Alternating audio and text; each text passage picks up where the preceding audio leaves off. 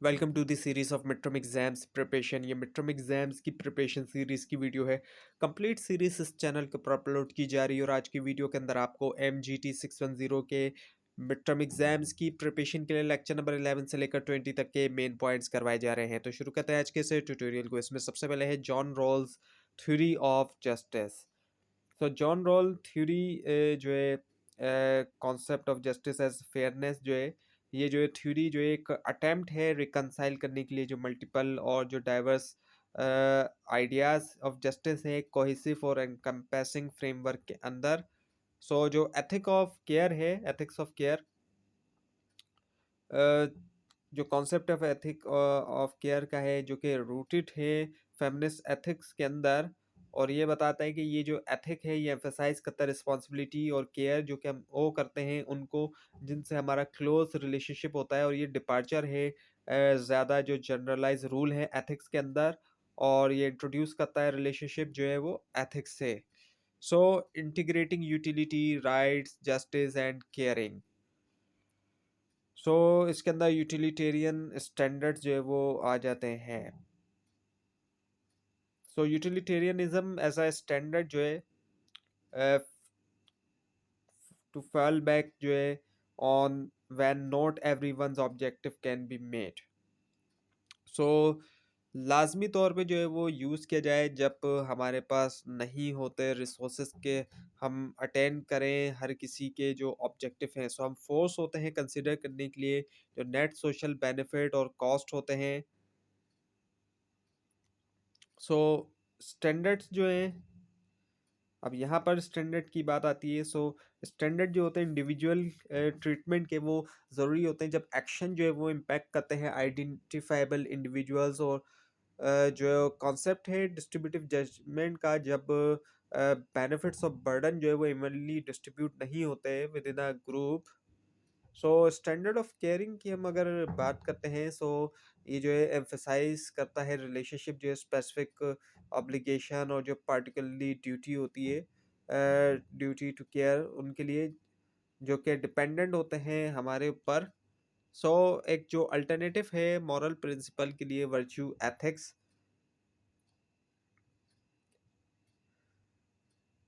सो virtue ethics जो है वो फोकस करता है मॉरल करेक्टर के ऊपर, एक एजेंट के, ना के फोकस करना जो एक्शंस हैं खुद उनके ऊपर। और मॉरल वर्च्यू जो है एक लर्न बिहेवियर होता है, यानी कि सीखा जाने वाला।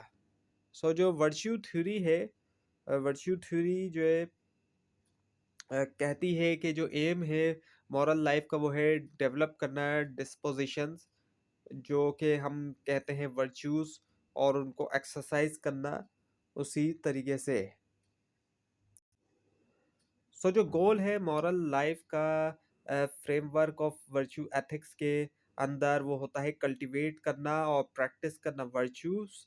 और ये जो है बेस नहीं करता प्रिंसिपल्स के ऊपर, बल्कि जो इंटरनल स्टेट है।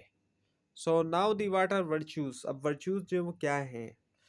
सो वर्च्यूज जो है एज अ ट्रेट जो है जो कि होते हैं यूनिवर्सली तौर पर बेनिफिशियल जो है एक अच्छी लाइफ के लिए, रिगार्डलेस के किसी के जो स्पेसिफिक कॉन्टेक्स्ट होता है। और एज एन एग्जांपल जो है, और उसको टाई करना प्रैक्टिकल विजडम से, जैसे कि डिफाइन किया गया एरिस्टोटल ने, जो कि नेसेसरी है एक अच्छी लाइफ के लिए। सो एग्जाम्पल जो दी गई है वो ये कि करिज जो है वो वर्च्यू है, क्योंकि ये एनेबल करता है किसी को भी कि वो हासिल करे जो वो चाहते हैं। और वर्च्यू जो है वो इंटीग्रली तौर पर रिलेट करते हैं, जो कि एरिस्टोटल ने कहा प्रैक्टिकल विजडम, जो कि ये कि जो एक पर्सन को व्हाट अ पर्सन नीड ज़रूरी है ताकि वो अच्छी तरह रह सके। So virtue ethics in business, business के अंदर जो वर्च्यू एथिक्स हैं उसको हम देखते हैं। सो जो एप्लीकेशन है वर्च्यू एथिक्स की बिजनेस के अंदर, सो ये बताया जाता है यहाँ पर हमें कि जो हमें ज़रूरी होता है कंसिडर करने के लिए कि जो गोल है बिजनेस का क्या होना चाहिए वर्च्यू एथिक्स के अंदर।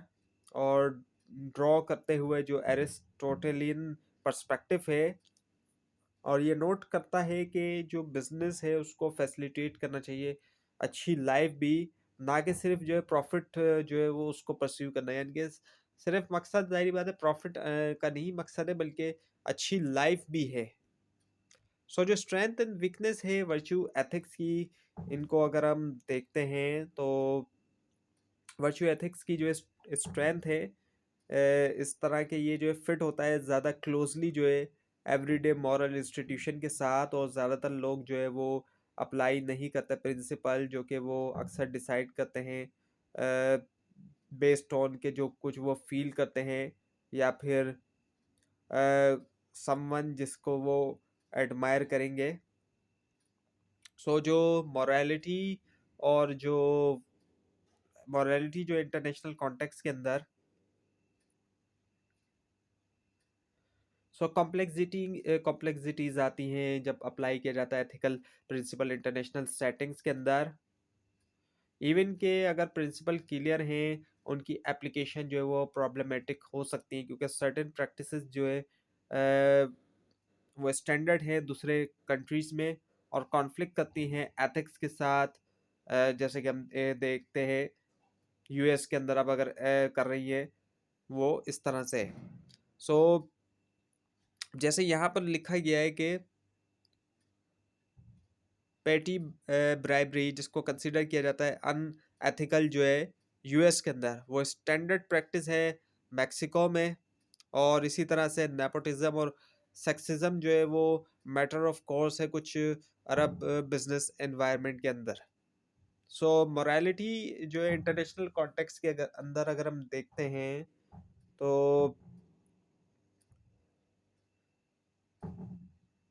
हमें अंडरस्टैंड करना ये भी ज़रूरी है कि पहले हमें ये अंडरस्टैंड करना ज़रूरी है जो एक्शन है लोकल कल्चर के अंदर, और फिर देखना है कि क्या वो एक्सेप्टेबल होता है एटलीस्ट जो है one of the ethical theories में, जैसे कि यूटिलिटेरियन है, राइट्स है, जस्टिस है, और जो केयर वगैरह है। और जो फिर है वो ये कि does the local government truly represent the will of entire people, या लोकल गवर्नमेंट ट्रूली तौर पर रिप्रेजेंट भी करती है विल जो एंटायर पीपल की। और फिर क्वेश्चन ये भी आता है कि क्या ये पॉसिबल है कि किया जाए बिजनेस बगैर जो है वो पार्ट टेकिंग के जरिए क्वेश्चनेबल प्रैक्टिसेस में, यानी कि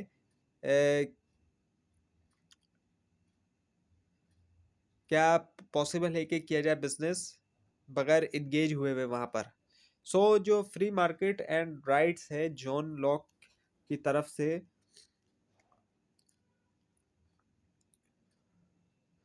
जॉन लॉक जो कि एक इंग्लिश पॉलिटिकल फिलोसोफर, जनरली तौर पे क्रेडिट दिया जाता है जिनको डेवलप करने के लिए आइडिया कि ह्यूमन बींग्स का जो है वो एक नेचुरल राइट है लिबर्टी का और नेचुरल राइट है प्राइवेट प्रॉपर्टी का। लॉक ने आर्ग्यू किया अगर कोई भी गवर्नमेंट नहीं, सो ह्यूमन बींग्स जो है खुद को फाइंड करेंगे एक स्टेट ऑफ नेचर के अंदर।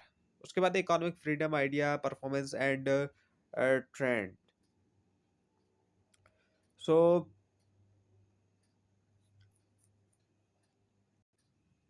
अब यहाँ जो इकोनॉमिक फ्रीडम के बारे में बताया गया इसके मुताबिक जो है ये करेक्टराइज होती है एब्सेंस होना गवर्नमेंट की जो इंटरवेंशन होती है प्रोडक्शन के अंदर, डिस्ट्रीब्यूशन में, और जो कंजम्पशन होती है गुड्स की। और जो एक्सेप्शन होती है वो होती है मेंटेन करने के लिए लिबर्टी को खुद से। उसके बाद जो है अब जो एक्सप्लेनेटरी पावर है theories of absolute and comparative advantage का। जो लिमिटेशन है एब्सोल्यूट और कंपैरेटिव एडवांटेज की।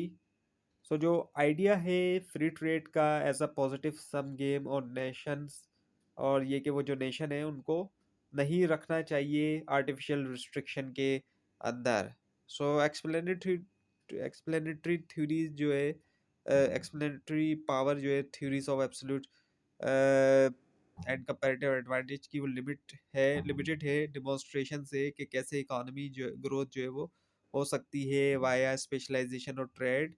और जो कॉन्सेप्ट है फ्री ट्रेड का, वो सपोर्ट करता है कि नेशन को ना तो आर्टिफिशियली लिमिट करना चाहिए इंपोर्ट्स, ना आर्टिफिशियली प्रमोट करना चाहिए एक्सपोर्ट को। उसके बाद फिर लॉ ऑफ नेचर आ जाता है। अब जबकि फ्रीडम है तो राइट, लेकिन एक गवर्नमेंट जो है वो नेसेसरी होती है प्रोटेक्शन के लिए। लॉ को पॉइंट आउट करते हैं कि जो पावर ऑफ गवर्नमेंट है वो लिमिटेड है प्रोटेक्ट करने के लिए जो बेसिक राइट्स हैं वो। जो थ्योरी ऑफ एब्सोल्यूट एडवांटेज है, 1776 में एडम स्मिथ ने असर्ट किया, जो वेल्थ ऑफ नेशन है जिसके अंदर गुड्स और सर्विस जो कि अवेलेबल है उसके सिटीजन के लिए।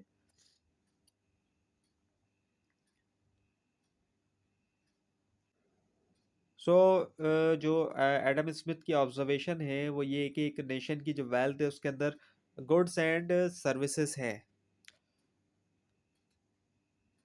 और जो एब्सोल्यूट एडवांटेज है, जो थ्योरी ऑफ एब्सोल्यूट एडवांटेज है, इस थ्योरी के मुताबिक कंट्रीज को मैक्सिमाइज करना चाहिए उनकी इकोनॉमी स्पेशलाइज करते हुए इसके अंदर जो वो प्रोड्यूस कर सकते हैं मोस्ट एफिशिएंटली तौर पर, और इंगेज होना फ्री ट्रेड के अंदर ताकि वो इंक्रीज करें ओवरऑल एफिशिएंसी। स्मिथ ने जो है जारी बात है रीज़न दिए कि वर्कर जो है वो हो जाते हैं ज़्यादा स्किल रिपीट करते हुए सेम टास्क, एक तो ये, और वर्कर जो है वो लूज नहीं करते टाइम स्विच करने में प्रोडक्शन से वन काइंड ऑफ गुड्स से दूसरे तक। और इसके अलावा लॉन्ग प्रोडक्शन रन प्रोवाइड करता है ज़्यादा इंसेंटिव जो है डेवलपमेंट के लिए, ज़्यादा इफेक्टिव जो वर्किंग मेथड है उसके लिए। जो स्मिथ के मुताबिक जो बेनिफिट्स हैं स्पेशलाइजेशन के वो ये कि वर्कर को मिलती है स्किल्स और एफिशिएंसी, और ये कि लॉन्ग रन प्रोडक्शन जो है वो हेल्प करता है इम्प्रूव करने में टेक्निक, और ये भी बताता है कि कंट्री की जो एडवांटेजेस हैं वो बेस करते हैं एक्वायर्ड स्किल्स और जो नेचुरल रिसोर्सेज हैं उनके ऊपर। Now the natural advantage. अब नेचुरल एडवांटेज की अगर हम बात करें तो एक कंट्री के पास जाहिर बात है नेचुरल एडवांटेज होता है प्रोडक्शन के अंदर पार्टिकुलर प्रोडक्ट के, क्योंकि जो गिवन क्लाइमेटिक कंडीशन होती है और इसके अलावा जो वहाँ रिसोर्सेज होते हैं और अवेलेबिलिटी होती है लेबर की।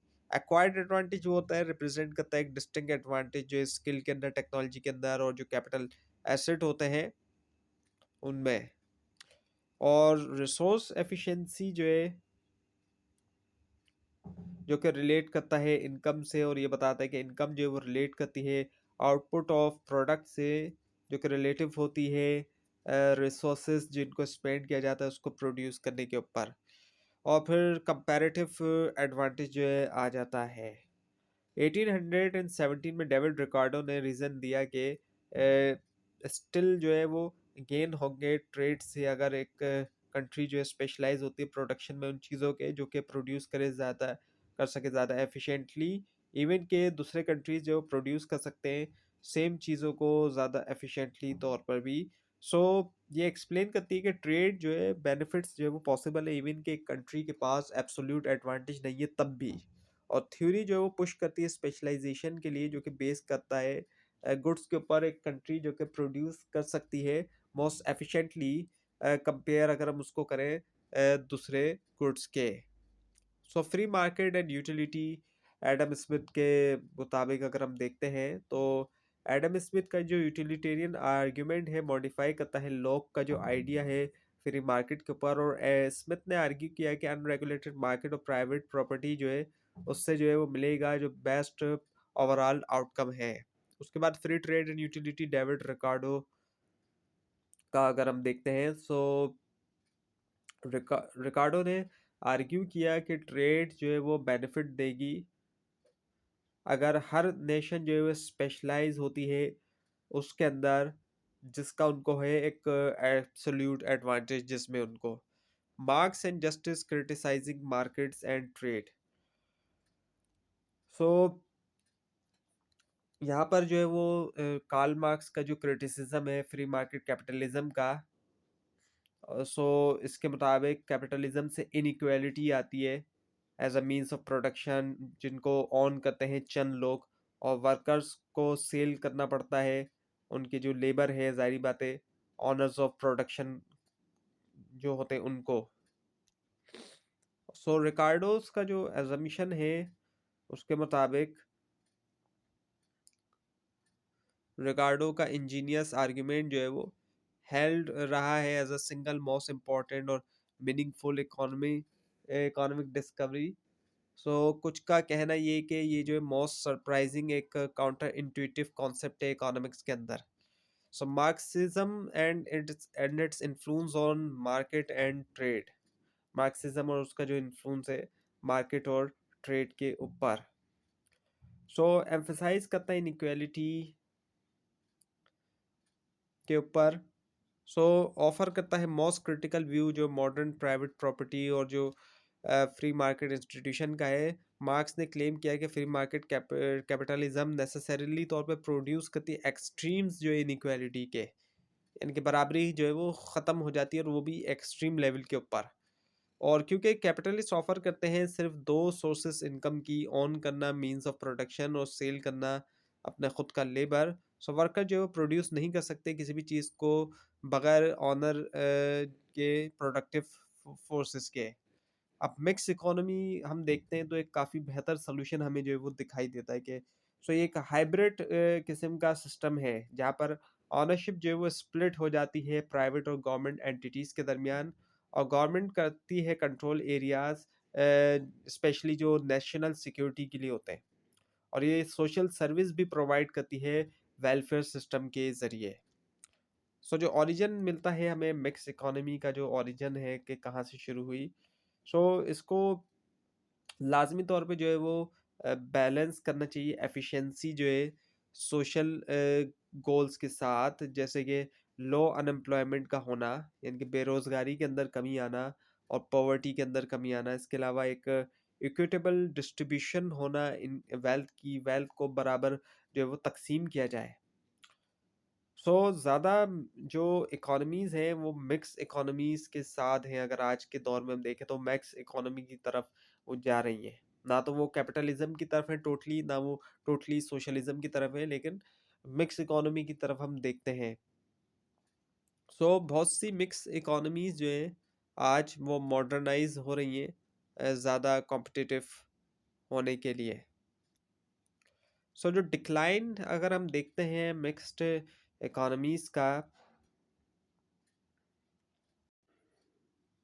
ऐसा भी देखने में आता है कि मिक्स इकोनॉमीज जो है वो कन्वर्ट हो रही हैं मार्केट बेस्ड सिस्टम की तरफ। गवर्नमेंट ओनरशिप का मतलब होता है less efficiency, innovation, responsibility, accountability, higher cost, slower growth और हायर टैक्सेस और प्राइस।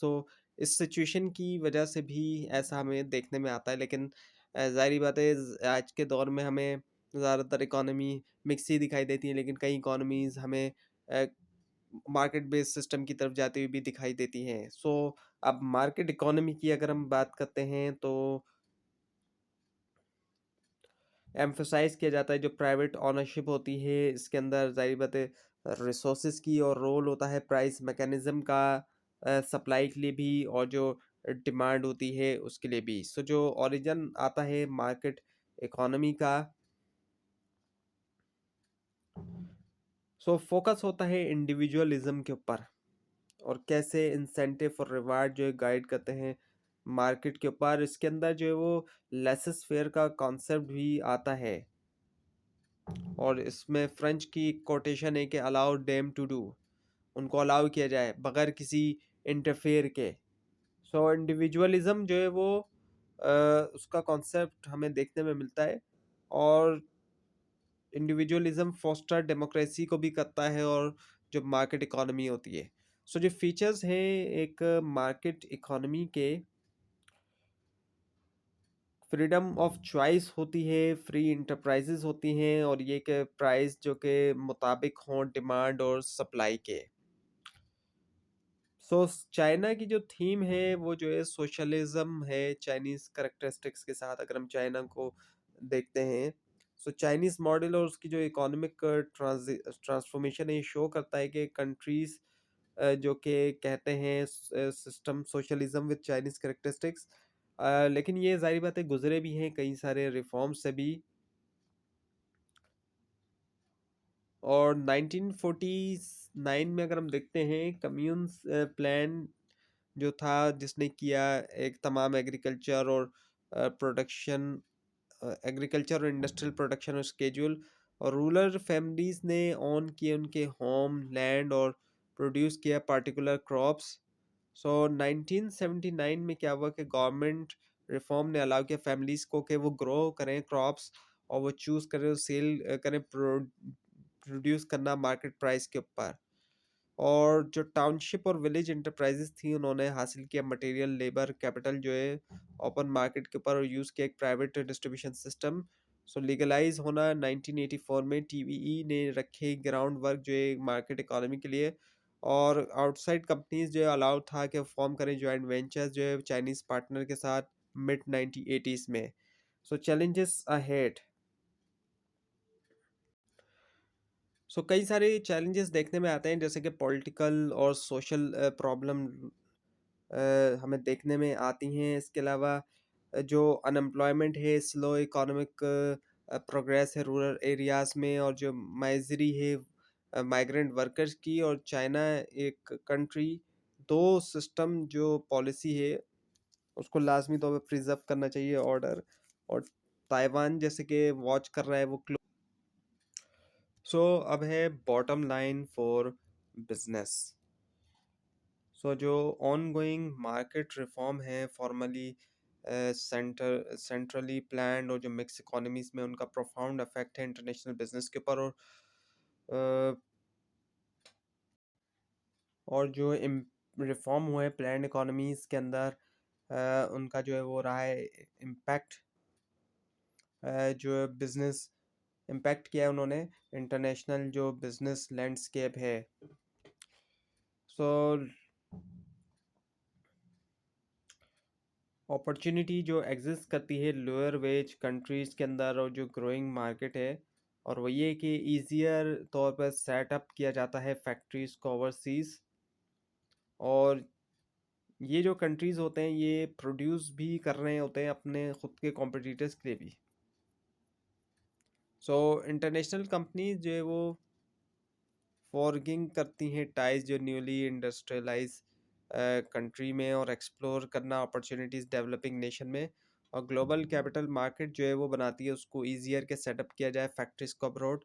और कुछ न्यूली इंडस्ट्रियलाइज कंट्रीज प्रोड्यूस करते हैं वर्ल्ड क्लास कॉम्पिटिटर अपने खुद के लिए। सो जो कंपटीशन एंड मार्केट है अब यहाँ पर परफेक्ट कंपटीशन है एक मार्केट स्ट्रक्चर जो कि परफेक्टली फ्री कॉम्पिटिटिव मार्केट है जहाँ पर कोई भी बायर सेलर के पास इतनी पावर नहीं कि वो प्राइस को अफेक्ट कर सके गुड या सर्विस के। क्योंकि बहुत सारे बायर और सेलर होते हैं और जो कुछ करेक्टरिस्टिक्स हैं इसमें क्या होता है कि बहुत सारे बायर्स और सेलर होते हैं। और इसके अलावा तमाम बायर और सेलर फ्रीली और इमिजिएटली तौर पर इंटर या लीव कर सकते हैं मार्केट को भी।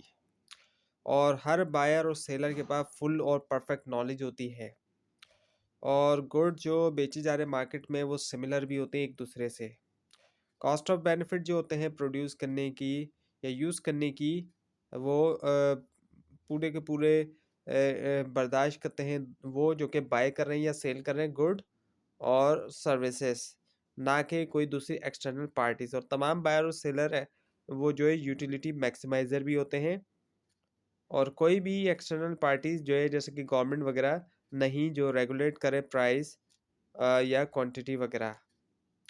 तो ये थी आज की वीडियो। आपको इस बारे में कोई क्वेश्चन है ख़ास तौर पर उसमें कोई मिस्टेक दिखाई दे ज़रूर हाईलाइट कीजिए। और इस पूरी सीरीज़ को देखने के लिए मिड टर्म और फाइनल टर्म एग्जाम्स की प्रिपरेशन के लिए इस चैनल को सब्सक्राइब कीजिए बेल आइकन के ऊपर क्लिक कीजिए। Thanks for watching this video and best of luck for your exams.